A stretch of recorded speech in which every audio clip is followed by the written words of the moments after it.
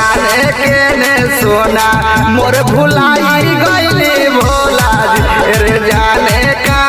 जान मोर भुलाई गईली भोला जी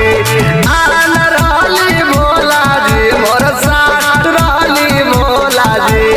आन रहली भोला जी मोर साथ रहली भोला जी तो दिलवा नहीं के लागत मोर परान रहली भोला जी दिलवा नहीं के लागत मोर परान रहली भोला जी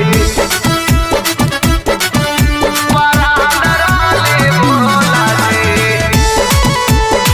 अनन्या रिकॉर्डिंग स्टूडियो पटना।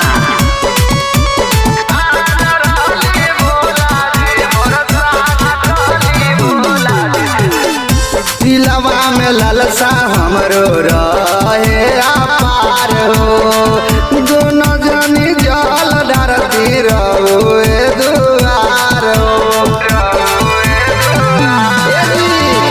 दिलवा में ललसा हमरो रहे अपार हो दोनों जनी जल धरती रहुए दुआर हो अरे घर से भागा के देवघर लौले रहनी भोला जी घर से भागा के देवघर लौले रहनी भोला जी त जाने कहाँ जान मोर भुलाई गईली भोला जी जी जाने काने सोना मोर भुलाई गईली भोला जी।